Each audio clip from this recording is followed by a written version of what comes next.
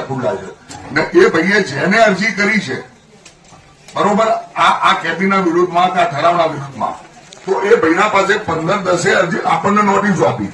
એ ક્યાં મોટી ઓથોરિટી છે, ગવર્નર છે, સીએમ સાહેબ છે કે શહેરી વિકાસ મંત્રી છે, તો નગરપાલિકાના કોર્પોરેટરોને નોટિસ આપે છે એને શું સત્તા છે? કોર્પોરેટરના બીવડાવાના ધંધા કર્યા છે. 18 વર્ષે આ બોર્ડે ઠરાવ કર્યો તો અત્યાર સુધી તું મારા જોડે મુહૂર્ત જોડાવતો હતો ભાઈએ સંજય પટેલ. હાઈકોર્ટ સુધી કેમ ઊંધો ના પડી ગયો તું? હાઈકોર્ટમાં સ્ટે લાવી દેવો તો વિચારે એ ભૈયાના ખેતરની અંદર ડીપી રોડ જે નીકળે છે એ ડીપી રોડની જગ્યા દબાઈ છે. એટલે આવી નગરપાલિકામાં આપણે બધા કેસનગર શહેરના ચૂંટાયેલા પ્રતિનિધિ છે. રસ્તા ઉપર ચાલતો અરજીબાજ કોક અરજી કરે વહીવટ એવા અરજીબાજો કરશે નગરપાલિકાનો. તમને દિશાઓ એ બધા લુખાઓ બતાવશે.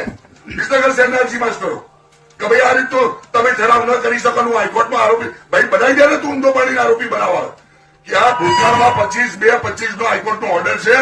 એમાં આ સંજય પટેલને કલેક્ટરશ્રીને આરસીએમને હાઈકોર્ટે હાજર રાખી કાઢી નાખેલા છે. ફરીથી હાઈકોર્ટ જા ભાઈ તું એ ભૂતકાળના કેસમાં નગરપાલિકાને કોર્પોરેટર ગયા એક બિલ્ડિંગ બાબતે હાઈકોર્ટે 2 લાખનો દંડ ફટકાર્યો હતો. એમને એડવોકેટ કગરીને 50,000 નો દંડ કરાયો હતો. એટલે ફરીથી જા તું સંજય પટેલને મારી છે ખુલ્લો આમંત્રણ છે. પણ કોર્પોરેટરના આ રીતના ડરાઈને એક મંડળી રચીને આ રીતના કોઈના વ્યાજની માંગણી હોય 40 વર્ષથી એ જગ્યા ઉપર બેઠેલો માણસ હોય ને એનો રોટલો મળતો હોય. નગર ભૂતકાળના 2001-10 બોર્ડમાં વિસનગર નગરપાલિકા અમારા બોર્ડમાં પહેલા ભાઈ ઘોષાના બોર્ડમાં કેટલા લોકોને કેબિનો જગ્યાઓ પાડેલી છે.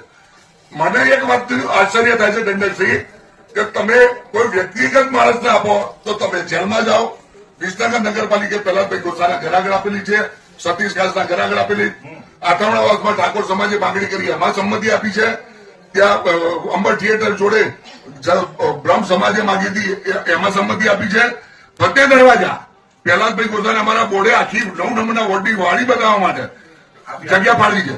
તો એવો તો કોઈ કાયદો નથી કે ભાઈ કોઈ સમાજને જગ્યા આપો એમાં સજા ના થાય ને એક વ્યક્તિને જગ્યા આપી તો એમાં સજા થઈ જાય. એટલે લુખાનવાળી ચેલેન્જ છે કે તું હાઈકોર્ટ જઈ તારામાં તાકાત હોય ને સ્ટેપ લેવડાઈ જાય છે. આની બહાલી લેવી જોઈએ. કાં તો અધિનિયમ મને બતાવો કે કયા અધિનિયમ પ્રમાણે તમે બહાલી લેતા નથી. રૂપલભાઈની વાત આજે સંમત છીએ અમે. બીજો વિષય જે પણ કોર્પોરેટરો લેટર આપ્યા એ બોબડા કે બેડા નથી. એ નગરપાલિકાના બોર્ડરૂમમાં ગઈ વખત એક કોર્પોરેટર